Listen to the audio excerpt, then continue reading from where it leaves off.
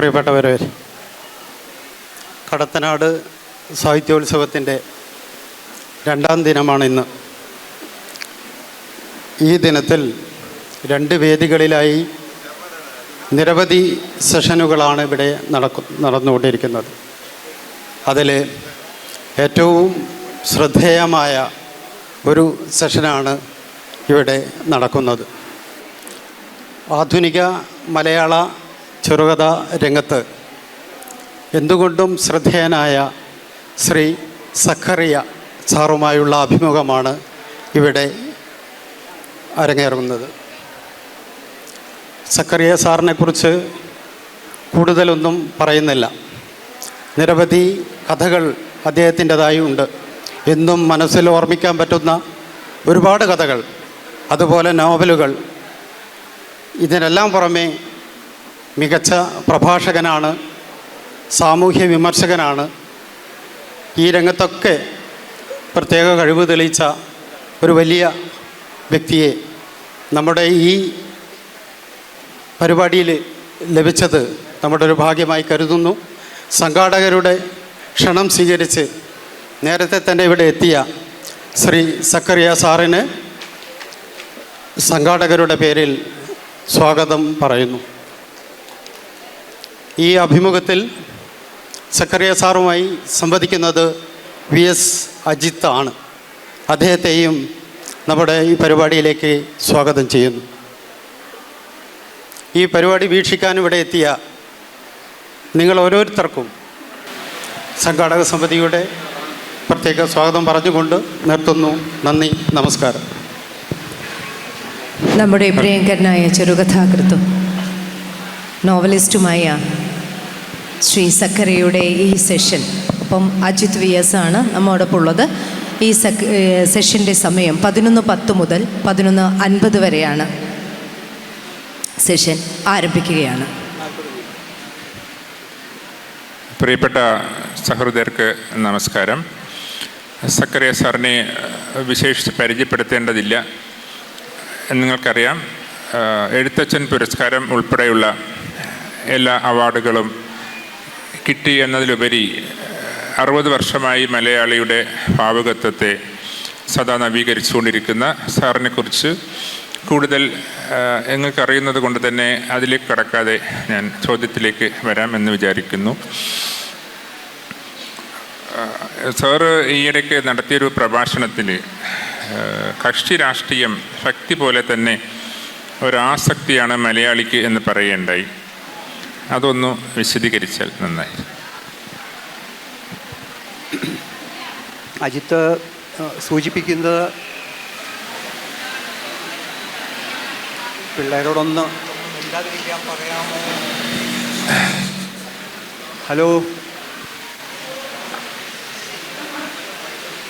Hello hello പിള്ളേരെ ഇച്ചിരി ഒന്ന് മിണ്ടാതിരിക്കാവോ? സെഷൻ തീരുന്നിടം വരെ. Thank you. അപ്പം അജിത്ത് ചോദിച്ച ചോദ്യം, ഞാൻ തുഞ്ചപ്പറമ്പിൽ MD അനുസ്മരണ പ്രഭാഷണം കഴിഞ്ഞ ആഴ്ച നടത്തിയപ്പോൾ ആ പ്രസംഗത്തിലാണ് മലയാളിയുടെ ഭാവി എന്ന് പറയുന്ന വിഷയത്തെപ്പറ്റി ഞാൻ സംസാരിച്ചപ്പോഴാണ്. കേട്ടുകൂടെ?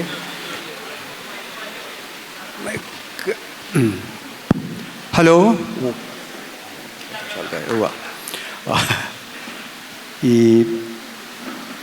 മലയാളിയുടെ ഭാവി എന്ന് പറയുന്ന വിഷയത്തെപ്പറ്റി ഞാൻ സംസാരിച്ചപ്പോഴാണ് മലയാളികൾക്ക് ആസക്തികൾ ഒന്നാണ്, മലയാളികളുടെ അടയാളപ്പെടുത്തുകൾ ഒന്നാണ് രാഷ്ട്രീയ ആസക്തി എന്ന് ഞാൻ പറഞ്ഞത്. കാരണം എവിടെയോ നമുക്ക് ജനാധിപത്യത്തെ പറ്റിയുള്ള നമ്മുടെ ചിന്ത വഴിപിഴച്ചു പോയി എന്ന് ഉറച്ചു വിശ്വസിക്കുന്ന ഒരാളാണ് ഞാൻ. ജനാധിപത്യത്തിൽ ജനങ്ങളാണ് അധിപതികൾ എന്നുള്ള അടിസ്ഥാന സത്യം എവിടെയോ വെച്ച് മലയാളികൾ മറന്നുപോയി. ഇന്ത്യ ഒട്ടാകെ മറന്നുപോയി, ലോകത്തിൽ പലയിടത്തും അത് മറന്നുപോയിട്ടുണ്ട്. പക്ഷേ മലയാളികൾ അത് ഒരിക്കലും നമ്മളാണ് അധിപതികൾ, നമ്മൾ തിരഞ്ഞെടുക്കുന്ന പ്രതിനിധികളല്ല, MLA മാരും MP മാരും മന്ത്രിമാരും അല്ല. എന്നുള്ള തിരിച്ചറിവ് മലയാളിക്ക് ഒരിക്കലും നഷ്ടപ്പെടാൻ പാടില്ലാത്തതായിരുന്നു. കാരണം നമ്മൾ വളരെ കാലം മുമ്പേ തന്നെ നവോത്ഥാനത്തിലൂടെയും അതിന് മുമ്പിലൂടെയൊക്കെ നമ്മൾ ബോധജ്ഞാനം കിട്ടിയവരായിരുന്നു, അതിനുള്ള ഭാഗ്യം ഉണ്ടായവരായിരുന്നു നമ്മൾ. പക്ഷേ അതെവിടെയോ നമ്മൾ ഈ സ്വാതന്ത്ര്യാനന്തര രാഷ്ട്രീയ പാർട്ടികൾ മാധ്യമങ്ങൾക്കൊപ്പം വന്ന് നമ്മുടെ മനസ്സുകളെ കവർന്നെടുത്തു എന്നാണ് എൻ്റെ വിശ്വാസം. അവരുടെ വിധേയരാക്കി മാറ്റി.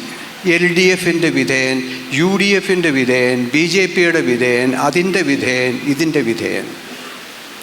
ഇത് വാസ്തവത്തിൽ പൗരൻ ചെയ്യേണ്ടത് അവൻ സുചിന്തിതമായിട്ട് ഇവരുടെ പ്രവർത്തികൾ കണ്ട് ഇവരെ നമ്മൾ വാസ്തവത്തിൽ ശമ്പളം കൊടുത്ത് നമ്മളുടെ ഉദ്യോഗസ്ഥന്മാരായിട്ട് ഇരുത്തുന്ന ആളുകളാണ്. എങ്ങനെ ഇവരെ നേതാവെന്ന് വിളിക്കുന്നത് പോലും എനിക്ക് മനസ്സിലാവുന്നില്ല. ഇതാണ് ഞാൻ പറഞ്ഞത്. എവിടെയോ നമുക്ക് ഈ ഒരു വലിയ പ്രശ്നം നമുക്കുണ്ടായി. ഈ നമ്മുടെ തലച്ചോറിനെ പിടിച്ചെടുത്തു ഇവർ. അതിനകത്ത് മാധ്യമങ്ങൾക്ക് വലിയൊരു പങ്കുണ്ട്. മാധ്യമങ്ങൾ ജനപ്രതിനിധികൾക്ക് വേണ്ടി വിഗ്രഹ നിർമ്മാണം ചെയ്തു. ഞാൻ പണ്ട് എഴുതിയിട്ടുണ്ട്, ഇവരുടെ ബ്യൂട്ടി പാർലറുകളാണ് ആയിട്ട് മാധ്യമങ്ങൾ മാറി. ഇവരെ വെള്ള പൂശുക, സ്വർണം പൂശുക, ഇങ്ങനെയൊക്കെയുള്ള കാര്യങ്ങൾ ചെയ്ത് വളർത്തിപ്പൊക്കി. അത് മാധ്യമങ്ങളുടെ വിൽപ്പനയുടെ ആവശ്യമായിരുന്നു. അപ്പം ഞാൻ പറഞ്ഞത്, മലയാളികൾ രാഷ്ട്രീയത്തെ വളരെ ഗൗരവമായ ഒരു പ്രക്രിയയായിട്ട് കാണുന്നതിന് പകരം നമ്മുടെ ഈ സമൂഹം എങ്ങനെ ജീവിക്കണം, എന്തു ഭക്ഷിക്കണം, നമ്മുടെ പിള്ളേരെന്തു പഠിക്കണം, നമ്മുടെ പിള്ളേരുടെ ഭാവി എന്താണ് എന്നൊക്കെയുള്ളതിന് ചിന്തിക്കുന്നതിന് പകരം നമ്മുടെ തലച്ചോറിനെ ഇവർക്ക് എഴുതി കൊടുത്തു. മദ്യപാനികളെ പോലെയോ അല്ലെ മദ്യം പോലെയോ മയക്കുമരുന്നോ പോലെയുള്ള ഒരു ആസക്തിയായിട്ട് മലയാളികൾക്ക് ഇത് മാറി എന്നുള്ളതാണ് ഞാൻ പറഞ്ഞത്. ഇത് തമിഴ്നാട്ടിലും മറ്റു പലയിടത്തും ഇത് നടക്കുന്നുണ്ട്, ഇല്ലെന്ന് ഞാൻ പറയില്ല. പക്ഷെ എന്തുകൊണ്ട് നമ്മളിത് ചെയ്യാൻ പാടില്ലല്ലോ എന്നുള്ളതാണ് ഇതൊരാസക്തിയായി എന്ന് ഞാൻ പറഞ്ഞപ്പോൾ ഇതിൽ നിന്ന് നമുക്ക് പുറത്തിറങ്ങാൻ ഇന്ന് സാധിക്കുന്നില്ല. ചുരുക്കി പറഞ്ഞാൽ കക്ഷി രാഷ്ട്രീയത്തിൽ നിന്ന് പുറത്തിറങ്ങാൻ നമുക്ക് സാധിക്കുന്നില്ല. നമ്മളെല്ലാം പങ്കുപിടിച്ച് പക്ഷം പിടിച്ച് ചിന്തിക്കുന്നവരായി രാഷ്ട്രീയത്തെ അതിൻ്റെ യഥാർത്ഥ അർത്ഥമായ രാഷ്ട്ര നിർമ്മാണം അല്ലെങ്കിൽ സമൂഹ നിർമ്മാണം എന്നുള്ള അർത്ഥത്തിൽ നിന്ന് ഫുട്ബോൾ മാച്ച്, ക്രിക്കറ്റ് മാച്ച് കാണുന്ന പോലെ ആര് ജയിച്ചു ആര് തോറ്റു എന്നുള്ളൊരു ബ്ലാക്ക് ആൻഡ് വൈറ്റ് ആയിട്ടുള്ള ബുദ്ധിശൂന്യതയിലേക്ക് നമ്മളിതിനെ മാറ്റി എന്നുള്ള കാര്യമാണ് അജിത്തെ ഞാനവിടെ പറഞ്ഞത്. അത് ഹലോ, കേൾക്കാവോ?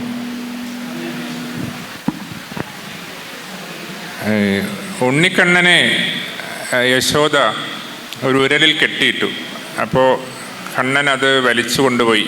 അതിനെപ്പറ്റി അങ്ങനെ ഉരലിൽ കെട്ടിയിടാൻ പറ്റില്ല എന്നതുകൊണ്ട് അദ്ദേഹം അത് വലിച്ചുകൊണ്ട് പോയതിനെപ്പറ്റി ഉള്ളൂർ പറഞ്ഞത്, ഭക്തിയാം രഞ്ജുവാൽ ചിത്തത്തിൽ ബന്ധിക്കാം ഉത്തമ പുരുഷൻ അങ്ങേ ആർക്കും എന്നാണ്.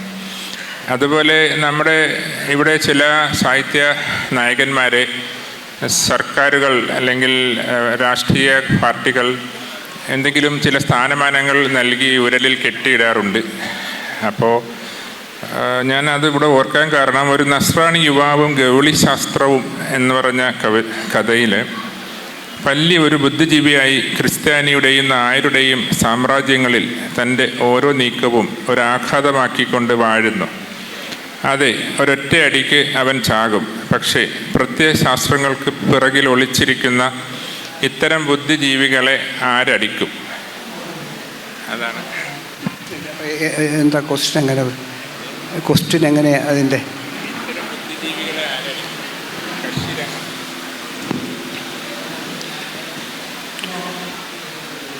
ബുദ്ധിജീവികൾ ഇക്കാര്യത്തിൽ കക്ഷി രാഷ്ട്രീയത്തിൻ്റെ കാര്യത്തിന് അതിനതീതമായി ബുദ്ധിജീവികൾക്ക് നിൽക്കാൻ ഒട്ടനവധി നിൽക്കുന്നവരുമുണ്ട്. പൊതുവിൽ കേരളത്തിലെ ബുദ്ധിജീവി സമൂഹം ഈ കക്ഷി രാഷ്ട്രീയത്തിൻ്റെ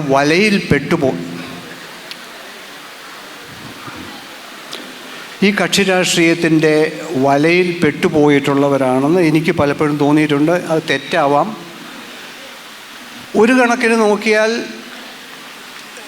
ഇവിടുത്തെ ഇടതുപക്ഷ ബുദ്ധിജീവിയും ഇവരെല്ലാം നമുക്കൊരു കാര്യം സിംപ്ലിഫൈ ചെയ്ത് പറയാം. കേരളത്തിലെ ബുദ്ധിജീവി വർഗം അടിസ്ഥാനപരമായിട്ട് മധ്യവർഗങ്ങളും ഉന്നത വർഗങ്ങളുമാണ്, ശമ്പള വർഗങ്ങളാണ്. സസുഖം ജീവിക്കുന്നവരാണ്. ഇതിനകത്ത് എഴുത്തുകാരും എല്ലാം പെടും. ഞാനൊക്കെ അടക്കമുള്ള എഴുത്തുകാരും ഒക്കെ ഈ ബുദ്ധിജീവി വർഗത്തിൽ പെടും. അപ്പോൾ ഇതൊരു വലിയ ആപത്താണ്. ആപത്തല്ല അവരെ സംബന്ധിച്ചിടത്തോളം. എന്നെ സംബന്ധിച്ചു എനിക്ക് ഭക്ഷണം കഴിക്കാൻ ജീവിക്കാൻ പറ്റില്ല, എനിക്ക് പണം വേണം. എനിക്ക് അരി വാങ്ങാൻ എണ്ണ വാങ്ങാനും പണം വേണം. അപ്പം അത് ഒരാവശ്യമാണ്. പക്ഷേ അതിനപ്പുറത്ത് നമ്മൾ ഈ ശമ്പള വ്യവസ്ഥയുടെയും സർക്കാർ ബുദ്ധിജീവികൾക്ക് അടിസ്ഥാനപരമായിട്ട് ഒരു ചെറിയ അടിമത്തം വരും. അത് വരാതിരിക്കാൻ പറ്റത്തില്ല. യൂണിയനോടുള്ള അടിമത്തം വരും, യൂണിയൻ്റെ പിന്നിലുള്ള രാഷ്ട്രീയ പാർട്ടിയോടുള്ള അടിമത്തം വരും. ഇതെല്ലാം കൂടി ബുദ്ധിജീവിക്ക് സ്വന്തമായി നിന്നുകൊണ്ട് അവൻ്റെ സ്വതന്ത്ര ബുദ്ധി ഉപയോഗിച്ച് രാഷ്ട്രീയത്തെ വിശകലനം ചെയ്യാനുള്ള ഒരു ശേഷി പലപ്പോഴും നഷ്ടപ്പെടും. പക്ഷെ അവനത് ചെയ്തായിരുന്നുവെങ്കിൽ കേരള സമൂഹത്തിന് വളരെ എത്രയോ നല്ലതായിരുന്നു. പക്ഷേ എനിക്ക് തോന്നുന്നില്ല ഇന്ന് ബുദ്ധിജീവികളുടെ ഇടപെടൽ കൊണ്ടും ഒന്നും കേരളം രക്ഷപ്പെടും എന്ന് ഞാൻ വിശ്വസിക്കുന്നേയില്ല.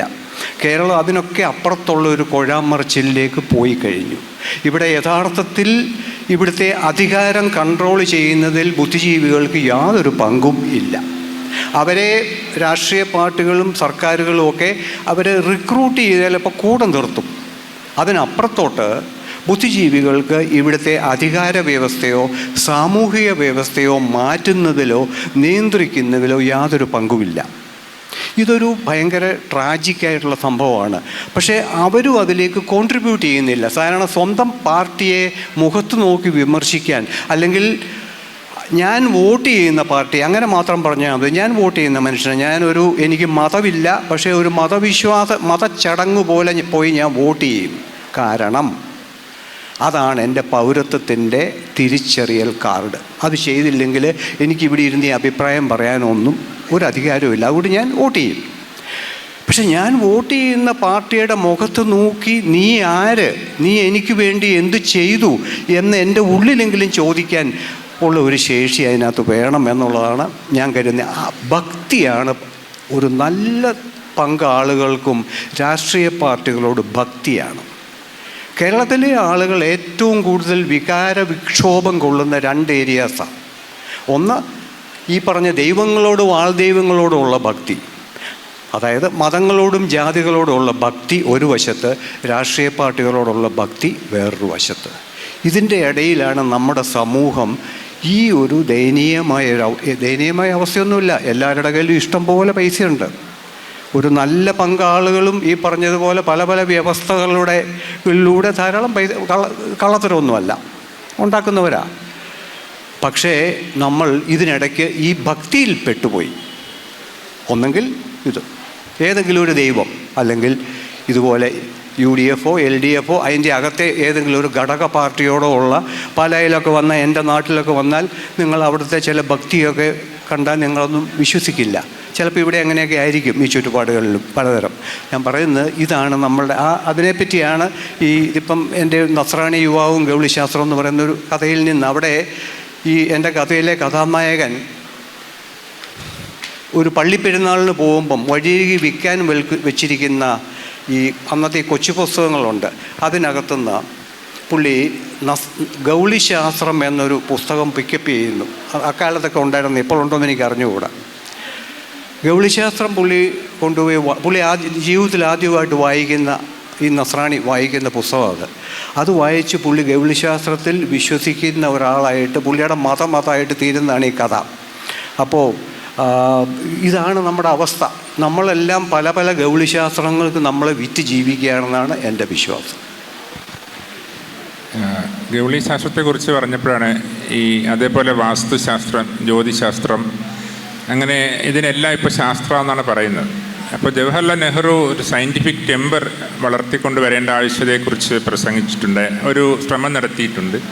പക്ഷേ ഇന്ന് മലയാളിയുടെ യുക്തിചിന്ത അല്ലെങ്കിൽ ഒരു റാഷണൽ തിങ്കിങ് ഒക്കെ എവിടെ എത്തി നിൽക്കുന്നു എന്നാണ് സാറിന് തോന്നുന്നത്? മലയാളിയുടെ യുക്തിചിന്തയെക്കുറിച്ച് ഇവിടെ ഇരിക്കുന്നതുകൊണ്ട് ഭയങ്കര എക്കോ വരുന്നുണ്ട്. അത് കുഴപ്പമില്ല, എനിക്ക് പറയുന്നു. എന്നാൽ അജിത്ത് അങ്ങോട്ടിട്ട് നോക്കി സൂക്ഷിക്കണം. യുക്തിചിന്തയെ പറ്റിയല്ലേ ചോദിച്ചത്? യുക്തിചിന്ത എനിക്കറിഞ്ഞുകൂടി ഇവിടെ ഇരിക്കുന്ന കുറേ പേർക്കെങ്കിലും യുക്തിചിന്ത നവോത്ഥാനത്തിൻ്റെ ഭാഗമായിരുന്നു. യുക്തിചിന്തയിൽ അടിയുറച്ചാണ് ശ്രീനാരായണനെ പോലെ അയ്യങ്കാളിയെ പോലെയുള്ള ആളുകൾ ജാതിയെയും മതത്തെയും ോടും യുദ്ധം ചെയ്തത്, നവീകരണത്തിന് വേണ്ടി ശ്രമിച്ചത്. യുക്തിചിന്ത ഒരിക്കലും നമുക്കുണ്ടായിരുന്ന ഒരു സാധനമായിരുന്നില്ല. പഴയ വേദങ്ങളിലൊക്കെ യുക്തിവാദികൾ ഉണ്ടായിരുന്നു എന്ന് കേട്ടിട്ടുള്ളതല്ലാതെ, അല്ലെങ്കിൽ അതിൻ്റെ ടെക്സ്റ്റ് സംസ്കൃതത്തിൽ ഉണ്ടായിരുന്നതല്ലാതെ നമുക്ക് യഥാർത്ഥത്തിൽ ഒരു സാധാരണക്കാരന് വായിക്കാവുന്ന അപ്പോൾ യുക്തിചിന്ത ക്രിസ്തുമതം പാശ്ചാത്യ ലോകങ്ങളിൽ തകർന്നപ്പോൾ ക്രിസ്തുമതത്തെ ചോദ്യം ചെയ്തുണ്ടായ ഒരു ചിന്താ പദ്ധതിയായിരുന്നു യുക്തിചിന്ത. മാർപ്പാപ്പമാരെയും ക്രിസ്തുമതത്തിൻ്റെ അധികാര വ്യവസ്ഥകളെയും എല്ലാം ചോദ്യം ചെയ്തു. ഈ യുക്തിചിന്തയാണ് കേരളത്തിലേക്ക് വന്നത്. നിങ്ങളൊക്കെ കേട്ടിട്ടുണ്ടാവും, കുറ്റിപ്പുഴ കൃഷ്ണപിള്ള ഉദാഹരണമായിട്ട്, CV കുഞ്ഞിരാമൻ, സഹോദരൻ അയ്യപ്പൻ, ഇങ്ങനെയുള്ള നാരായണ ഗുരു തന്നെ. ഇവിടെ ഇരിക്കുന്ന പലരും എന്നോട് യോജിക്കുകയില്ലെന്നറിയാം. ഇത്രമാത്രം യുക്തിയോടെ ചിന്തിക്കുകയും ചോദ്യം ചെയ്തിട്ടുള്ള മറ്റൊരു മനുഷ്യനെ ഞാൻ കേരള ചരിത്രത്തിൽ കണ്ടിട്ടില്ല, ശ്രീനാരായണനെ പോലെ. അപ്പോൾ അദ്ദേഹത്തെ ഇന്നിപ്പം നമ്മൾ വിഗ്രഹമാക്കി ആരാധിക്കുന്നു. അത് നമുക്ക് കുറ്റം പറയാൻ പറ്റില്ല, കുറച്ച് പേർക്ക് അത് ഇഷ്ടമാണ്. പക്ഷേ ഒരു പർട്ടിക്കുലർ പോയിന്റിൽ നവോത്ഥാനത്തിൻ്റെ അടിത്തറയായിരുന്ന യുക്തിചിന്തയാണ് ഇവിടുന്ന് എടുത്തു കളയപ്പെടുകയും ഇന്ന് നാം 3 മതങ്ങളിലും, ഹിന്ദു, മുസ്ലിം, ക്രിസ്ത്യൻ, ഈ 3 മതങ്ങളിലും കാണുന്ന അന്ധവിശ്വാസങ്ങൾ, അന്ധമായ ആചാരങ്ങളും പഴയ ആചാരങ്ങളുടെ പുനരുദ്ധാരണങ്ങളും വളരെ വളരെ വളരെ അർത്ഥശൂന്യവും അപകടകരവുമായ സിദ്ധാന്തങ്ങൾ പ്രസംഗിക്കുന്ന പ്രസംഗകരും പ്രബോധകരും ഈ 3 മതങ്ങളിലും വന്ന് നിറയുകയും ചെയ്ത് അവരിൽ വിശ്വസിക്കുന്ന ലക്ഷക്കണക്കിന് ആളുകൾ കേരളത്തിൽ ഉണ്ടായി വന്നിരിക്കുന്നു. ഇവരെ ചോദ്യം ചെയ്യാനോ, നിങ്ങൾ പറഞ്ഞത് യുക്തിയാണോ, ഇത് ശാസ്ത്രത്തിന് അനുസൃതമാണോ, ഇതിനെന്തെങ്കിലും തെളിവുണ്ടോ എന്ന് ചോദിക്കാൻ പോലും ഇന്ന് മലയാളിക്ക്, മാധ്യമങ്ങൾക്ക് പോലും കഴിവില്ലാതെ ആയിരിക്കുന്നു. പഴയ പാവം പിടിച്ച സായിബാബയൊക്കെ അങ്ങേരെയൊക്കെ ഇന്ന് ഇതിൻ്റെ മുമ്പിൽ സായിബാബയൊക്കെ തിളങ്ങുന്ന നല്ല മനുഷ്യരായിട്ട് മാറുകയാണ്. പണ്ടൊരിക്കൽ സായിബാബ കേരളത്തിൽ വന്നപ്പം കേരളത്തിലെ മാധ്യമങ്ങൾ എല്ലാവരും കൂടെ പുള്ളിയെ എടുത്തിട്ട് ചവിട്ടി. എനിക്കിപ്പോഴും ഓർമ്മയുണ്ട്.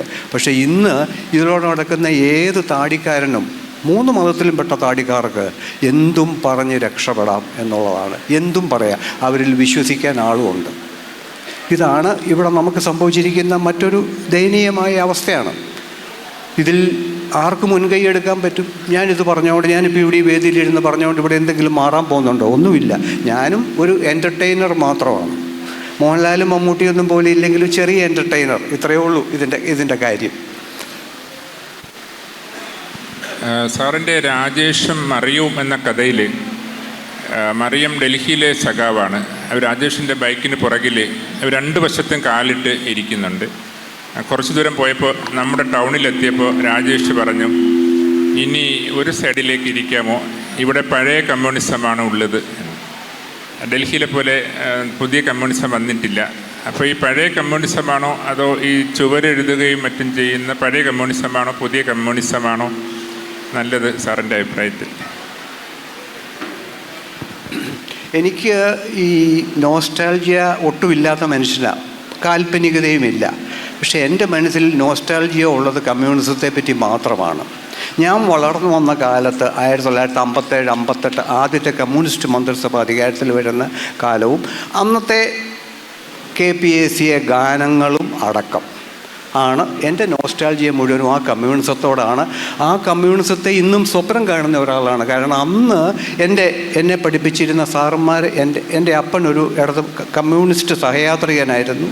എന്നെ പഠിപ്പിച്ചിരുന്ന സാറന്മാരെല്ലാം അക്കാലത്തെ കമ്മ്യൂണിസ്റ്റുകാരായിരുന്നു. സത്യസന്ധന്മാരും നന്മയുള്ളവരും വളരെ അങ്ങേയറ്റം ഓണസ്റ്റായിട്ടുള്ള ക്ലീൻ മനുഷ്യരായിരുന്നു അവരെല്ലാം. അവരെ സംബന്ധിച്ചോളം കമ്മ്യൂണിസം ഒരു വലിയ സ്വപ്നവും ആശയവും വലിയൊരു ആദർശവുമായിരുന്നു. അതിൽ നിന്നാണ് 1ാം കമ്മ്യൂണിസ്റ്റ് മന്ത്രിസഭ അധികാരത്തിലേക്ക് വരുന്നത്. അപ്പോൾ ആ ചരിത്രം ഇന്നിപ്പോൾ ഇവിടെ ഇരിക്കുന്ന കുറച്ച് പേർക്കെങ്കിലും, സുനിലിനൊക്കെ എങ്കിലും അറിയാവുന്നതാണ്, ഇവിടെ കുറേ പേർക്കെങ്കിലും അറിയാവുന്നതാണ്. അപ്പോൾ ഈ ഓർമ്മകളിൽ വെച്ചുകൊണ്ട് അധികാരം സമ്പാദിച്ചു കഴിയുമ്പോൾ ഏത് രാഷ്ട്രീയ പാർട്ടിക്ക് സംഭവിക്കാവുന്ന എല്ലാ ആപത്തുകളും ഈ പറഞ്ഞ ചുവരെഴുന്ന കമ്മ്യൂണിസ്റ്റ് പാർട്ടിക്കും ഈ കമ്മ്യൂണിസ്റ്റ് പാർട്ടിക്കും എല്ലാം ഇടതുപക്ഷ പ്രസ്ഥാനത്തിന് സംഭവിച്ചു. അവർ ഒരു പക്ഷേ ഇത്തരം സംഭവ വികാസങ്ങളില്ലാതെ, അഴിമതിയും മറ്റ് 100,000 കാര്യങ്ങളില്ലാതെ ഒരു പക്ഷേ അധികാരത്തിൽ പിടിച്ചു നിൽക്കാൻ പറ്റില്ലായിരിക്കും. അങ്ങനെ വന്നു കഴിയുമ്പോൾ നമുക്കവരെ കുറ്റപ്പെടുത്താൻ പറ്റില്ല. ഇപ്പം ഇടതുപക്ഷം അല്ലെങ്കിൽ എനിക്കിഷ്ടമുള്ളൊരു പക്ഷം ഇവിടെ അധികാരത്തിൽ വരണമെങ്കിൽ ചില അഴിമതികളൊക്കെ സംഭവിച്ചേ പറ്റൂ എന്നുള്ളെങ്കിൽ ഞാൻ എന്തു ചെയ്യും? എനിക്ക് ഇടതുപക്ഷം ഇവിടെ അധികാരത്തിൽ വരണം, എനിക്ക് അവരെ കുറ്റപ്പെടുത്താൻ പറ്റില്ല. അപ്പോൾ ഇത് എൻ്റെ പ്രിഫറൻസിൻ്റെ ഭാഗമാണ്. ഒരു പക്ഷേ അപ്പം അജിത്ത് ഇപ്പോൾ ചോദിച്ച പോലെ ഇതിലേതാണ് നല്ലതെന്ന് ചോദിച്ചാൽ ഇനി പറഞ്ഞിട്ട് കാര്യമില്ല. ഇതെല്ലാം നമ്മുടെ പിടിവിട്ടു പോയി. കമ്മ്യൂണിസം കമ്മ്യൂണിസ്റ്റുകാരുടെ തന്നെ പിടിവിട്ടു പോയി. ഇനി എനിക്ക് ദൈവത്തിൽ വിശ്വാസമില്ലാത്തതുകൊണ്ട് എന്തെങ്കിലും ഒരു സാധനം നമ്മളെ രക്ഷിക്കും എന്ന് മാത്രം കരുതുകയെന്ന് എനിക്ക് തോന്നുള്ളൂ. ഈ ബൈക്കിൽ 2 കാലിട്ട് പോകുന്നത് പറഞ്ഞപ്പോഴാണ് ഇപ്പോഴത്തെ കുട്ടികൾ, ഇപ്പോഴത്തെ ചെറുപ്പക്കാർ പണ്ടത്തെ അപേക്ഷിച്ച് ആണും പെണ്ണും ഇടപഴകി ജീവിക്കുന്നു എന്നാണ് ഞാൻ കേട്ടിരിക്കുന്നത്. ഞാനൊക്കെ പഠിക്കുമ്പോൾ അങ്ങനെയില്ല. ഇടയ്ക്ക് സാറന്മാർ വന്ന് നടക്ക് വടിയുമായിട്ടൊക്കെ നിൽക്കുമായിരുന്നു. സ്കൂൾ ആൺകുട്ടികളുടെ ആദ്യം വിടും, ബെല്ലടിക്കും, അവർ വീട്ടിലെത്തിയിട്ടേ പെൺകുട്ടികളെ വിടുള്ളൂ, അങ്ങനെയൊക്കെ ആയിരുന്നു. ഇന്നിങ്ങനെ ഇല്ല. അവർ പുതിയ ചെറുപ്പക്കാർ മലയാളിയുടെ കപട സദാചാരത്തിൻ്റെ മതിലുകൾ തകർത്തു എന്ന് പറയപ്പെടുന്നു. അത് ശരിയാണോ സാറിൻ്റെ അഭിപ്രായം? അതിപ്പം നമുക്കെല്ലാവർക്കും, നിങ്ങൾക്കൊക്കെ അറിയാവുന്ന കാര്യമാണ്. പുതിയ തലമുറ പിള്ളേർ ഇതുവരെ ഇവിടെ ഉണ്ടായിരുന്ന, ഞാൻ എൻ്റെ കണ്ണുകൊണ്ട് കാണുന്ന മാത്രമേ ഉള്ളൂ. ഞാൻ ഇവിടെ ഒരു സോഷ്യോളജിസ്റ്റുകൾ പഠിക്കേണ്ട ഒരു പ്രതിഭാസമാണ്. ആരും ഇടപെടാതെ, ഒരു രാഷ്ട്രീയ പാർട്ടിയും ഇടപെട്ടില്ല, ഒരു മാധ്യമവും ഇടപെട്ടില്ല, ഒരു മതവും ഇടപെട്ടില്ല, ജാതിയും ഇടപെട്ടില്ല. ഇവരുടെ ആരുടെ ഇടപെടലില്ലാതെ ഇന്നത്തെ പുതിയ തലമുറ പിള്ളേർ അവർ തമ്മിലുള്ള ബന്ധങ്ങൾക്ക് ഒരു പുതിയ നിർവചനം ഉണ്ടാക്കി. ഒളിച്ചുകളിയില്ല. ആണിൻ്റെ പുറകെ പെണ്ണ് നടക്കുക എന്നുള്ള പരിപാടി കഴിഞ്ഞു. ആണ് 10 അടി മുമ്പിൽ, പെണ്ണ് 10 അടി പുറകിൽ. ഇത് മുഴുവനും അവസാനിച്ചു. ഒരു പുതിയ ഈക്വാലിറ്റി, തുല്യത, സമത്വം, പരസ്പര ബഹുമാനം, ജെൻഡർ ഈക്വാലിറ്റിയുടെയൊക്കെ ഒരു അങ്ങേയറ്റം, ലൈംഗികമായ ഈക്വാലിറ്റി. അവർക്ക് ഈ ലൈംഗികതയെപ്പറ്റി ഈ ഒരു പർട്ടിക്കുലർ തലമുറയ്ക്കുണ്ടായിരുന്ന ഇത്തരം ബുദ്ധിമുട്ടുകളൊന്നും അവർക്കില്ല. ഇതെന്തോ അത്ഭുതകരമായ സ്വർഗത്തിൽ നിന്ന് കെട്ടിയിറക്കിക്കൊണ്ടുവന്ന ഒരു സാധനമാണ്, തുടങ്ങി ഇത് മഹാപാപമാണ്. ഇങ്ങനെയുള്ള ഒരു നോൺസെൻസും അവർക്കുള്ളതായിട്ട് ഞാൻ എൻ്റെ പരിമിതമായ നിരീക്ഷണങ്ങളിൽ നിന്നും ഇതിന്ന് ഞാൻ കാണുന്നുണ്ട്. ഒരു പക്ഷേ എൻ്റെ അഭിപ്രായത്തിൽ ഈ കഴിഞ്ഞ 2 നൂറ്റാണ്ടുകളിൽ കേരളത്തിലുണ്ടായ ഏറ്റവും വലിയ നിശബ്ദ റെവല്യൂഷനാണ് ഈ കുട്ടികളും, ഈ ആൺകുട്ടികളും പെൺകുട്ടികളും കൂടെ ഉണ്ടാക്കിയിരിക്കുന്നത്. ഒരു പുതിയ മലയാളിയെ സൃഷ്ടിച്ചു. ഇനി നമുക്ക് പിന്നോട്ട് പോക്കില്ല. ഇതുവരെ നമ്മൾ കണ്ട ഈ ഒളിച്ചു നോട്ടക്കാരും സദാചാര പോലീസും, ഒരാണും പെണ്ണും ഒരിടത്ത് എവിടെയെങ്കിലും ഇരിക്കുന്ന കണ്ടാൽ നീ എന്ത് ചെയ്യാടാന്ന് ചോദിക്കുക. എനിക്ക് തോന്നുന്നു അത് മോർ ഓർ ലെസ് തീർന്നു. കേരളം ഒരു പുതിയ യുഗത്തിലേക്ക്, ഒരു നാരായണ ഗുരുവിനെ ആവശ്യം വന്നില്ല, ഒരു അയ്യങ്കാളിയെ ആവശ്യം വന്നില്ല, മഹാത്മാഗാന്ധിയെ ആവശ്യം വന്നില്ല. ഈ പിള്ളേരിതുണ്ടാക്കി. ഞാൻ അവർക്കൊരു വലിയ സല്യൂട്ട് കൊടുക്കുന്നു. 50 വർഷം കഴിഞ്ഞ് ജനിച്ച മതിയായിരുന്നു ദിവാകരൻ വിഷ്ണുമംഗലം അവിടെ ഇരുന്ന് ആലോചിക്കും അല്ലേ. അടുത്ത് സാറേ, ഈ കാളവണ്ടി അവർ സാരമില്ല, അവർ വേറെ വർത്തമാനങ്ങളാണ്, അവരിത് കേൾക്കേണ്ട കാര്യമില്ല. ഈ സാറേ, കാളവണ്ടി, മണ്ണെണ്ണ വിളക്ക്, ഓലമേഞ്ഞ വീട്, ഇതൊക്കെ കണ്ടു വളർന്ന ആ കാലത്ത് ജനിച്ച സാറ് ഇപ്പോഴത്തെ മൊബൈലിലൂടെ പരസ്പരം കണ്ട് സംസാരിക്കുന്ന ഒരു ലോകത്ത് എത്തിയപ്പോൾ ഈ ഒരു ടെക്നോളജിയുടെ കുതിച്ചുചാട്ടം സാറിന് എങ്ങനെയാണ് ഒരു ജെറ്റ് ലാഗ് പോലെ ഒരു അമ്പരപ്പുണ്ടാക്കിയോ, അതോ അതുമായി വളരെ പൊരുത്തപ്പെടാൻ അനായാസം സാധിക്കുന്നുണ്ടോ? അജിത്തെ, അത് വളരെ വളരെ സിമ്പിളാണ്. അത് കാരണം ഞാൻ സ്ലേറ്റിൽ എഴുതി പഠിച്ചവനാണ്. ഒരു 3ാം ക്ലാസ് വരെ. സ്ലേറ്റിൽ നിന്ന് കടലാസിലേക്കും പെൻസിലിലേക്കും മാറി അവിടെ നിന്ന് ഏതോ ഒരു പ്രായത്തിൽ ടൈപ്പ് റൈറ്റർ ഉപയോഗിക്കാൻ പഠിച്ചു. ടെക്നോളജി നമ്മൾ അതിൻ്റെ കൂടെ പോകാതിരിക്കാൻ പറ്റത്തില്ല. പോകാതിരിക്കാൻ ശ്രമിക്കുകയോ പോകാതിൽ പരാജയപ്പെടുകയോ ചെയ്താൽ നമ്മൾ പിന്തള്ളപ്പെടും എന്നുള്ളതാണ്. പക്ഷെ നമ്മൾ മനഃപൂർവ്വം പിന്തള്ളപ്പെടുമെന്ന് പേടിച്ചിട്ടൊന്നുമല്ല. ഈ സ്ട്രീം നമുക്കത് അവൈലബിൾ ആയിരുന്നു. ടെക്നോളജിയുടെ പുതിയ മാറ്റങ്ങൾ വരുന്നതിൻ്റെ ആ സ്ട്രീം നമുക്ക് അവൈലബിൾ ആയിരുന്നു. ഇന്നിപ്പം നമ്മൾ സോഷ്യൽ മീഡിയ നമ്മളുടെ യഥാർത്ഥ ജീവിതത്തിൻ്റെ സമാന്തര റിയാലിറ്റി സോഷ്യൽ മീഡിയ സൃഷ്ടിച്ചിരിക്കുകയാണ്. അവിടെ ആരാണുള്ളത്, അവരാരാണ്, എന്താണ് അവരുടെ യഥാർത്ഥ ഉദ്ദേശങ്ങൾ എന്താണ്, ഇതൊന്നും നമുക്കറിഞ്ഞുകൂടാ. ഒരു പരിപൂർണമായിട്ട് ഒരു ഡാർക്ക് എംപയറാണത് ആ കാണുന്നത്, ഇരുട്ട് നിറഞ്ഞ എംപയറാണ്. പക്ഷേ അവിടെ എല്ലാവർക്കും ഒരു സ്വാതന്ത്ര്യമുണ്ട്, വിഷജീവികൾക്കും സ്വാതന്ത്ര്യമുണ്ട്. ഒരുപക്ഷേ ഏറ്റവും കൂടുതൽ വർഗീയത പരത്തപ്പെടുന്നത് സോഷ്യൽ മീഡിയയിലൂടെയാണ്. അത് ഹിന്ദുമതം, ഇസ്ലാം, ക്രിസ്തുമതം, ഇത് മൂന്നിൻ്റെയും ജാതീയത, ഡിക്റ്റേറ്റർഷിപ്പിൻ്റെ സന്ദേശങ്ങൾ, അതായത് ഏകാധിപത്യം ഇന്ത്യയിൽ ഉണ്ടായി വരേണ്ടതിൻ്റെ ആവശ്യകതയനുസരിച്ച് അതടക്കമുള്ള സന്ദേശങ്ങൾ, എന്തുകൊണ്ട് നമ്മളൊരു ഹിറ്റ്ലറുടെയൊക്കെ മോഡലിലാകണം എന്നുള്ള ഇതെല്ലാം സോഷ്യൽ മീഡിയയിലൂടെയാണ് പടരുന്നത്. പക്ഷേ അത് ഒരു യാഥാർത്ഥ്യമാണ്. ഇന്നിപ്പം പുസ്തകങ്ങൾ എൻ്റെ പബ്ലിഷേഴ്സൊക്കെ എന്നോട് പറയും, നമ്മൾ പത്രത്തിലോ ആഴ്ചപ്പതിപ്പിലോ പരസ്യം കൊടുത്തിട്ട് യാതൊരു കാര്യവുമില്ല. നമ്മൾ പരസ്യം കൊടുക്കുകയാണെങ്കിൽ അത് സോഷ്യൽ മീഡിയയിൽ തന്നെ കൊടുക്കണം. കാരണം അവിടെയാണ് ചെറുപ്പക്കാർ, അവിടെയാണ് വായിക്കാൻ ഉദ്ദേശിക്കുന്നവർ. ധാരാളം വായനക്കാരുണ്ട്. അവരോട് നമുക്ക് റിലേറ്റ് ചെയ്യാൻ പറ്റുമോ ഇല്ലെന്നുള്ളത് വേറൊരു പ്രശ്നം. പക്ഷെ ഇങ്ങനെ ഒരു പുസ്തകം ഉണ്ട് എന്ന് നമ്മൾ പറയുന്ന പോലെ 10 പേർ അറിയണമെങ്കിൽ അത് സോഷ്യൽ മീഡിയയിൽ പോകണം. ഏതെങ്കിലും ഒരു ആഴ്ചപ്പതിപ്പിൽ പരസ്യം കൊടുത്തിട്ട് ഒരു കാര്യമില്ല. അപ്പോൾ ഇത് നമ്മൾ കാലത്തിനനുസരിച്ച് നമ്മൾ മാറിയേ തീരൂ എന്നുള്ളതാണ്. സാറിൻ്റെ എന്തുണ്ട് വിശേഷം പീലാത്തോസ് എന്ന നോവലിലെ ഒരു വാക്യം ഞാൻ വായിക്കാം. അങ്ങനെയാണ് ജീവിതം, ഒന്നുണ്ടെങ്കിൽ ഒന്നില്ല. ഒരിടത്ത് വീഞ്ഞ് മോശം, സ്ത്രീകൾ നന്ന്. മറ്റൊരിടത്ത് വീഞ്ഞ് നന്ന്, പക്ഷേ സ്ത്രീജനം തൃപ്തികരമല്ല. വീഞ്ഞും സ്ത്രീയും മത്സ്യവും പഴങ്ങളും ഒരുപോലെയുള്ള ഇടമുണ്ട്, പക്ഷേ അവിടെ നമ്മളില്ല. എൻ്റെ ചോദ്യം, ഈ അവസ്ഥയാണോ നമ്മൾ വിധി എന്ന് വിളിക്കുന്നത്? രണ്ടാമത് നമ്മൾ വിധി എന്ന് പറയുന്നത്. ഈ വാക്യം ഇന്ന് എഴുതിയാൽ പൊളിറ്റിക്കൽ കറക്റ്റ്നെസ്സുകാർ പിടികൂടുമോ? ഇത് വിധിയല്ല, ഇത് പീലാത്തോസ് പറയുന്നതാണ്. ഈ പീലാത്തോസ് എന്ന് പറയുന്ന വിദ്വാനാണ് യേശുവിനെ പണ്ട് ഈ വാസ്തവത്തിൽ പുള്ളി യേശുവിനെ കൊലയ്ക്ക് കൊടുക്കുക, അതെല്ലാം ഭയങ്കര തെറ്റിദ്ധാരണകളാണ്. ഇവർ പിന്നീട് പറഞ്ഞുണ്ടാക്കിയതാണ്. അങ്ങേര് പറഞ്ഞു, ഈ മനുഷ്യൻ നിഷ്കളങ്കനാണ് എൻ്റെ നോട്ടത്തിൽ. പക്ഷേ ഞാൻ ഇവിടുത്തെ റോമക്കാരുടെ പ്രതിനിധി മാത്രമാണ്. യഹൂദരായ നിങ്ങളാണ് തീരുമാനിക്കേണ്ടത് ഇയാളെ എന്ത് ചെയ്യണമെന്ന്. അതുകൊണ്ട് ഞാൻ ഇതാ കൈ കഴുകുന്നു ഇവൻ്റെ രക്തത്തിൽ നിന്നെന്ന് പറഞ്ഞ് യേശുവിനെ പറഞ്ഞു വിടുക ചെയ്ത്. അതിൻ്റെ പേരിൽ ഈ മനുഷ്യന് ഒത്തിരി ചീത്തപ്പേര് കേൾക്കുന്നുണ്ട്. ഈ പീലാത്തോസ് എന്ന് പറയുന്ന മനുഷ്യൻ, അയാളാണ് എൻ്റെ ഈ ചെറിയ നോവലിലെ കഥാപാത്രം. അപ്പോൾ അദ്ദേഹം ഇന്നത്തെ ഈ കാലഹരണപ്പെട്ടു പോയ വാക്ക് ഉപയോഗിച്ച് കഴിഞ്ഞാൽ ഒരു സ്ത്രീ ലംബടൻ എന്നൊക്കെ പറയുന്ന അങ്ങനെ ഒരു സംഭവം എനിക്കിതുവരെ മനസ്സിലായില്ല. ഇതുവരെ പിടികിട്ടിയിട്ടില്ല. എന്താണ് ഈ സ്ത്രീ ലംബടൻ? സ്ത്രീ പീഡകർ, അത് മാധ്യമങ്ങൾ ഉണ്ടാക്കുന്ന വേറൊരു വാക്ക്. പീഡനം എന്നൊക്കെ പറയുന്നത് നമ്മൾ മനസ്സിലാക്കിയിട്ടുള്ള വേറെ ചില അർത്ഥങ്ങളിലാണ്. എൻ്റെ കൈ ഒരാൾ വെട്ടിക്കളയാൻ ശ്രമിച്ചാൽ അത് പീഡനമാണ്. ഇതൊക്കെ എനിവേ അത് പോട്ടെ. അപ്പം പീലാത്തോസിൻ്റെ ഈ ഒരു സുഖലോലുപനായ ഒരു റോമൻ സൈന്യാധിപൻ്റെ സുഖങ്ങളിൽ ഈ 2-3 കൂട്ടങ്ങളെ പറ്റിയാണ്. സ്ത്രീകൾ, വീഞ്ഞ്, പഴങ്ങൾ. പുള്ളിക്ക് പഴങ്ങളും ഒക്കെ ഇഷ്ടം, മീനും ഇഷ്ടമായിരുന്നു.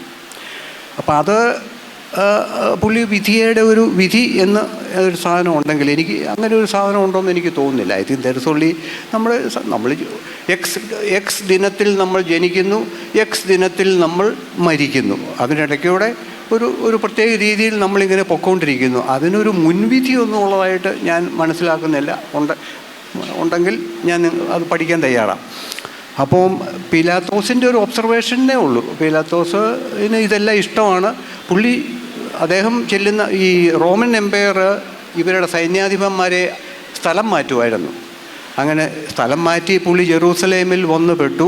അവിടെ വീഞ്ഞും സ്ത്രീയും പഴങ്ങളും ഒക്കെ വളരെ ചുരുക്കമാണ് എന്ന് പുള്ളി ദുഃഖിക്കുന്നു എന്നുള്ളതാണ്. അത് ഇന്നത്തെ കാലത്തെ പൊളിറ്റിക്കൽ കറക്റ്റ്നെസ് ഇതിനകത്ത് സ്ത്രീവിരുദ്ധമായിട്ടൊന്നും ഉള്ളതായിട്ട് എനിക്ക് തോന്നുന്നില്ല. ഇത് ഒരാളിൻ്റെ സ്ത്രീകളോടുള്ള ആസക്തിയുടെ കാര്യം മാത്രമേ ഉള്ളൂ ഇതിനകത്ത്.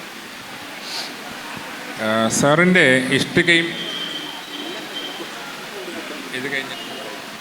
ഇഷ്ടികയും ആശാരിയും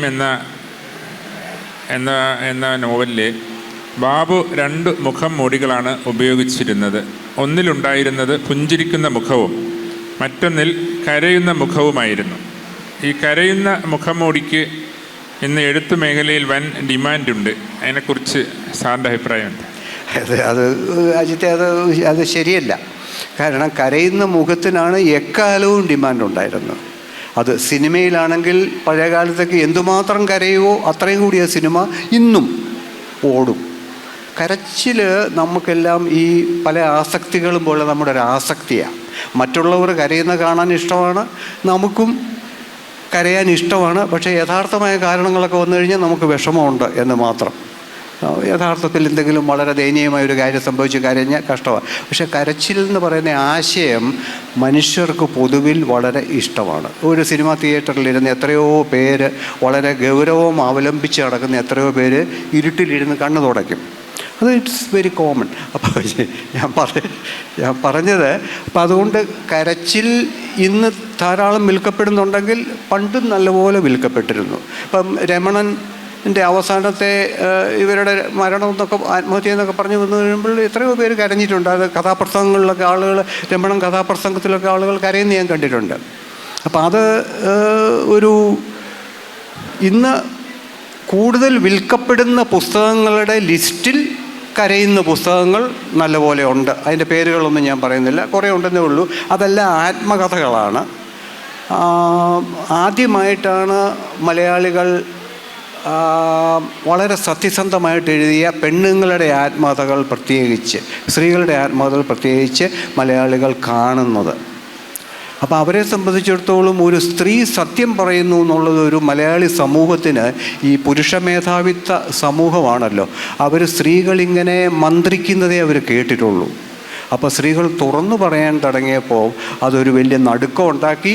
ഒരു കന്യാസ്ത്രീ തുറന്നു പറയുന്നു, എന്തൊരു ഭയങ്കരമായ ഒരു വിപ്ലവമാണ് കന്യാസ്ത്രീ തുറന്നു പറഞ്ഞത്. ഒന്നാമത് കന്യാസ്ത്രീ തന്നെ ഒരു രഹസ്യമായിട്ട് ജീവിക്കുന്ന ആൾ, അല്ലെങ്കിൽ മറ്റ് നമുക്കിന്നറിയാവുന്ന തുറന്നു പറയുന്ന പല സ്ത്രീകളും അത് അതിനകത്തൊക്കെ വെച്ചുകെട്ടും അഡീഷൻസും ഡെക്കറേഷൻസും ഒക്കെ കാണും. പക്ഷേ ഇതാണ് ആ വിൽപ്പനയുടെ രഹസ്യം എന്നെനിക്ക് തോന്നുന്നു. നന്ദി സാർ, ഇത്ര സമയം സംസാരിച്ചതിന്. ഇനി പ്രിയപ്പെട്ട സദസ്യർക്ക് സാറിനോട് ചോദിക്കാനുള്ള ചോദ്യങ്ങളിലേക്ക്.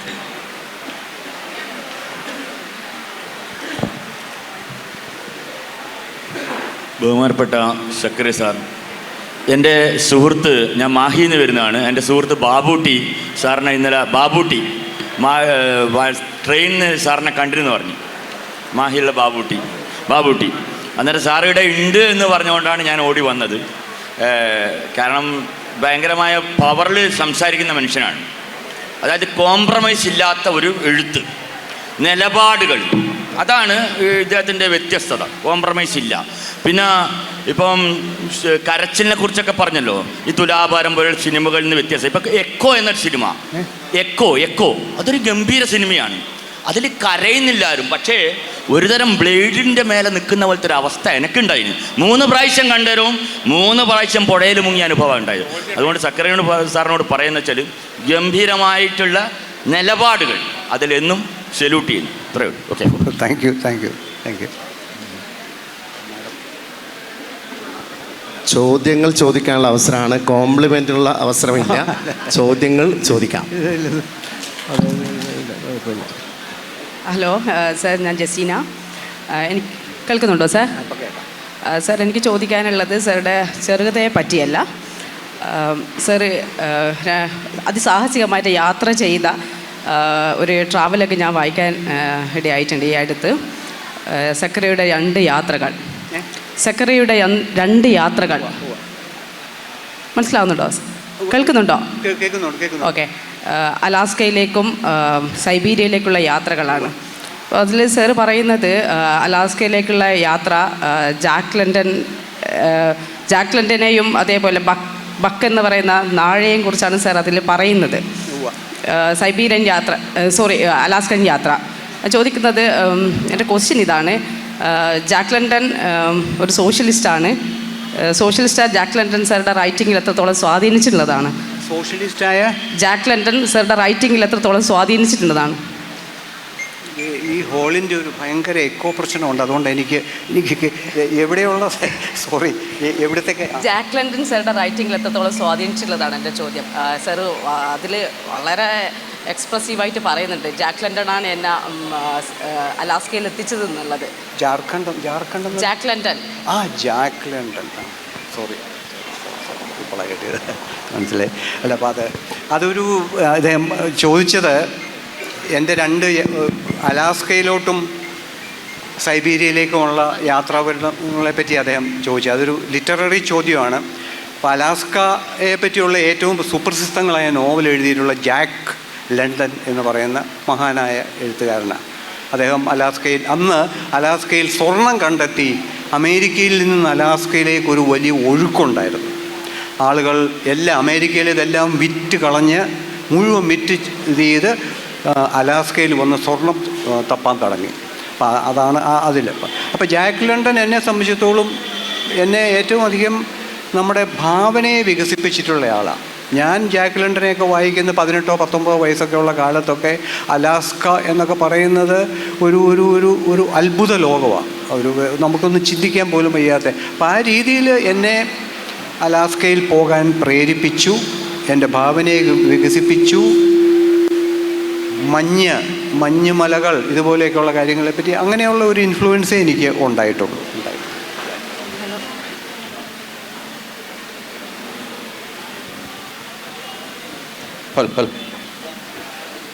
ഹലോ സർ, നമസ്കാരം.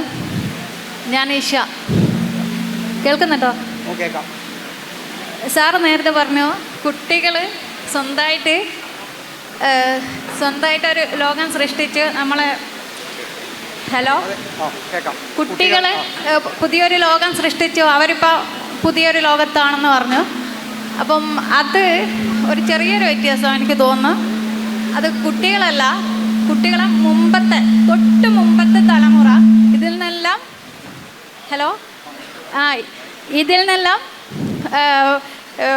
അതിൻ്റെ ഓരോ എല്ലാ കാര്യങ്ങളും നമ്മൾ മുമ്പത്തെ തലമുറ അനുഭവിച്ച പീഡനങ്ങളും മാനസിക പ്രശ്നങ്ങളും ഉള്ള ഒരു തലമുറ പിന്നെ കുട്ടികൾക്ക് ഒരു ഇത് കൊടുത്തതല്ലേ. അധ്യാപകരും രക്ഷിതാക്കളും സമൂഹവും കുട്ടികൾക്ക് വേണ്ടിയിട്ട് കൊടുത്തതല്ലേ. പിന്നെ ഓരോരോ റീലൊക്കെ കാണാം, ഈ അധ്യാപകരെല്ലാം പുതിയ അധ്യാപകർ കുട്ടികളോട് ഇടപെടുന്ന രീതികൾ കണ്ടിട്ട് പണ്ട് എൻ്റെ അധ്യാപകരെല്ലാം കിണറ്റിലെടുത്തിടാൻ തോന്നുന്നു എന്നൊക്കെ തമാശക്ക് പറയുന്നത് കേൾക്കാം. അപ്പം ഇതിൽ തൊട്ട് മുമ്പത്തെ തലമുറക്കും അതിലൊരു പങ്കില്ലേ? എനിക്ക് പങ്കുണ്ടെന്ന് പറയാനാണ് എനിക്കിഷ്ടം. തീർച്ചയായിട്ടും. അല്ല, അതൊന്ന് ഉണ്ടാവും. അത് എന്ന് മാത്രമല്ല, പക്ഷേ അതിൻ്റെ കൂടെ ഞാൻ പറയാൻ വിട്ടുപോയൊരു സംഭവം, അതിൻ്റെ ശേഷം അധ്യാപകർ എനിക്ക് തോന്നുന്നു വീടിനേക്കാളേറെ അധ്യാപകർക്കാണ് അതിനകത്ത് പങ്കുള്ളത് എന്ന് ഞാൻ പറയും. പലപ്പോഴും മാതാപിതാക്കൾക്ക് ഇത്തരം വിശദാംശങ്ങളിലേക്ക് ശ്രദ്ധിക്കാനുള്ള സമയമോ സൗകര്യമോ ഉണ്ടാവില്ല. സ്കൂളിലാണ് അവരത് ഏൽപ്പിക്കുന്നത്. മനുഷ്യനെ രൂപീകരിക്കുന്ന സ്കൂളിലാണെന്നാണ് ഞാൻ വിശ്വസിക്കുന്നത്. ആദ്യത്തെ 10 കൊല്ലം 12 കൊല്ലം അവിടെയാണ്. അപ്പോൾ അവിടെ അധ്യാപകർക്കൊരു എന്നെ രൂപീകരിച്ചത് എൻ്റെ അധ്യാപകരാണ്. എനിക്ക് 100% അറിയാം. എൻ്റെ സ്കൂളിലെ അധ്യാപകരും കോളേജിലെ അധ്യാപകരും കൂടെയാണ് ഞാൻ എന്ന് പറയുന്ന മനുഷ്യനെ സൃഷ്ടിച്ചത്. എൻ്റെ വീട്ടിൽ അത് വേറൊരു സപ്പോർട്ടിങ് ഇതായിട്ടാണ് പക്ഷേ അതിനപ്പുറത്തോട്ട് ഇന്നത്തെ കുട്ടികൾക്കുള്ള അഡീഷണൽ സാധനം അവരുടെ കയ്യിലെ ഫോണിൽ ലോകം മുഴുവനും ഇരിപ്പുണ്ടെന്നുള്ളതാണ്. അതവർ നിരന്തരം നമ്മളറിഞ്ഞോ നമ്മളാരും അറിയുന്നില്ല, അതിനകത്ത് നമുക്ക് ആലോചിക്കാൻ വയ്യാത്ത രീതിയിൽ അവർക്ക് അതിൽ നിന്ന് പുതിയ വിവരങ്ങൾ കിട്ടുന്നുണ്ട്. അവരിപ്പം ഒരു പുസ്തകം വായിക്കുന്നത് പോലെ എല്ലാം ശ്രദ്ധിച്ച് നമ്മളൊക്കെ പണ്ട് വായിച്ചിരുന്നത് പോലെ എല്ലാം വാരി വലിച്ചുള്ള വായനയല്ല. അവർക്ക് ഉപയോഗമുള്ളത് മാത്രമാണ് അവരെടുത്ത് വായിക്കുന്നത്. അവർക്ക് ഇനി ഇപ്പോൾ ഈ ഉണ്ടായിരിക്കുന്ന സെക്ഷുവൽ റെവല്യൂഷനിൽ പോലും അവർക്ക് മനസ്സിലായി ഇവിടെ മലയാളികൾ ഉണ്ടാക്കി വെച്ച ഇതെന്തോ ഒരു ഗുഹാലോകം പോലെ ഉണ്ടാക്കി വെച്ച ഈ സാധനം ഇറ്റ് ഈസ് നത്തിങ് എന്നുള്ള ആ പിള്ളേർക്ക് പിടികിട്ടി. ആണും പെണ്ണും തമ്മിലുള്ള ബന്ധം എന്ന് പറയുന്നത് ഇതുപോലെ ഈ എൻ്റെ പ്രിയപ്പെട്ട പല എഴുത്തുകാരും ഉണ്ടാക്കി വെച്ച ഈ സ്വപ്ന സുന്ദരമായ കാൽപ്പനിക സംഭവമൊന്നും അല്ല. അതൊരു ജെനുവിൻ ഹ്യൂമൻ ഇതാണ്. അപ്പം ഞാൻ പറഞ്ഞത് ഇതാണ് റെവല്യൂഷൻ ഉണ്ടാക്കിയത്. ഈ ഫോൺ എന്ന് പറയുന്ന സാധനമാണ് അടിസ്ഥാന റെവല്യൂഷൻ്റെ ഇത്. പണ്ട് മൂലധനത്തിൻ്റെയൊക്കെ വിവർത്തനം കേരളത്തിലോട്ട് വന്ന പോലെ എന്ന് കരുതിയാൽ മതി. ഇവിടെ സാറേ ഒറ്റ ചോദ്യം. സാറേ, സാറിൻ്റെ ഭാസ്കര പട്ടേലിനും എൻ്റെ ജീവിതവും എന്ന നോവലിനെ ആസ്പദമാക്കിയിട്ടുള്ള ചോദ്യമാണ്. അപ്പം അത് യഥാർത്ഥത്തിൽ ഈ പട്ടേലരും തൊമ്മിയും ആണല്ലോ. അപ്പോൾ ഈ പട്ടേലരെന്ന് പറയുന്നത് ഒരു അഭിനവ ജന്മി, അതെ, അതേപോലെ തന്നെ വിധേയനും അതെ ആണല്ലോ തൊമ്മി. അപ്പോൾ അത് യഥാർത്ഥത്തിൽ പുതിയ നമ്മുടെ ഭാരതത്തിലേക്ക് കടന്നു വരുന്ന പുതിയ സാമ്രാജ്യത്വവും അല്ലെങ്കിൽ പുതിയ ഫാസിസവും അതേപോലെ തന്നെ അങ്ങനെ വളർന്നു വരുന്നതിനനുസരിച്ചിട്ട് പുതിയ തൊമ്മിമാർ എന്ന് പറയുന്ന അടിമകൾ ഉണ്ടാക്കിയെടുക്കലാണോ എന്നുള്ള ചോദ്യമാണ്. ഇല്ല, അത് കടന്നു വരുന്നു എന്ന് പോലും പറയാനില്ല. അതെല്ലാം കടന്നു വന്നു കഴിഞ്ഞു. പുതിയ എക്കാലത്തും പട്ടേലർമാരുടെ ഒരു രാജ്യമായിരുന്നു ഇന്ത്യ. കേരളത്തിൽ മാത്രമേ ഒരല്പമെങ്കിലും വ്യത്യാസം കുറച്ച് കാലത്തേക്കെങ്കിലും ഉണ്ടായിരുന്നുള്ളൂ. ഇന്നൊക്കെ വീണ്ടും നമ്മൾ പട്ടേലർമാരുടെ ഇതിലാണ് ജീവിക്കുന്നത്. അപ്പം ഇന്ത്യയെ പട്ടേലർമാരുടെ നാട്ടിൽ നിന്ന് തന്നെയുള്ള ആളുകൾ, പട്ടേൽമാരുടെ തന്നെ സാക്ഷാൽ നാട്ടിൽ നിന്നുള്ള ആളുകൾ ഇന്ത്യയിൽ അധികാരത്തിൽ വന്നിട്ടുണ്ട്. അപ്പം ഇതൊന്നും ഇന്ത്യൻ ചരിത്രത്തിൻ്റെ ദുർവിധി. അപ്പം ഞാൻ ആ വാക്ക് കടം മേടിക്കുക, ദുർവിധിയാണിത്. വെള്ളക്കാർ വിട്ടുപോയിട്ട് നമുക്കൊരിക്കലും സ്വാതന്ത്ര്യം കിട്ടിയില്ല. ഇവിടുത്തെ ഏറ്റവും പിന്നോക്കവാദികളായ കുറച്ച് ബൂർഷ്വാകളുടെ കയ്യിലേക്കാണ്, വീണ്ടും ഞാനൊരു കമ്മ്യൂണിസ്റ്റ് പദം ഉപയോഗിക്കുകയാണ്, പക്ഷേ അത് നല്ല പദമാണ്, കയ്യിലേക്കാണ് അധികാരം പോയത്. അപ്പോൾ ഇനി അതിൻ്റെ ഫലമാണ് നമ്മളിന്നും അനുഭവിക്കുന്നത്. ഇതെല്ലാം അത് ഒരു പ്രിവിലേജ്ഡ് ക്ലാസ്സിൽ നിന്ന് അടുത്ത പ്രിവിലേജ്ഡ് ക്ലാസ്സിലേക്ക് അധികാരം മാറി. അപ്പോൾ അതുകൊണ്ട് പട്ടേലർമാർ ഡൽഹിയിലാണെങ്കിലും ഇവിടെയാണെങ്കിലും അവരെപ്പോഴും അവിടെ ഉണ്ടായിരുന്നു. തമിഴ്നാട്ടിലാണെങ്കിലും ഉണ്ടായിരുന്നു, എല്ലായിടത്തും.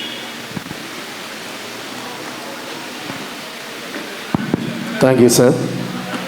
നമ്മുടെ ഈ സെഷന് ഔപചാരികമായി നന്ദി അറിയിക്കുന്നതിന് വേണ്ടി ശ്രീ പ്രകാശൻ കുനിയിലിനെ ആദരപൂർവ്വം ക്ഷണിക്കുന്നു.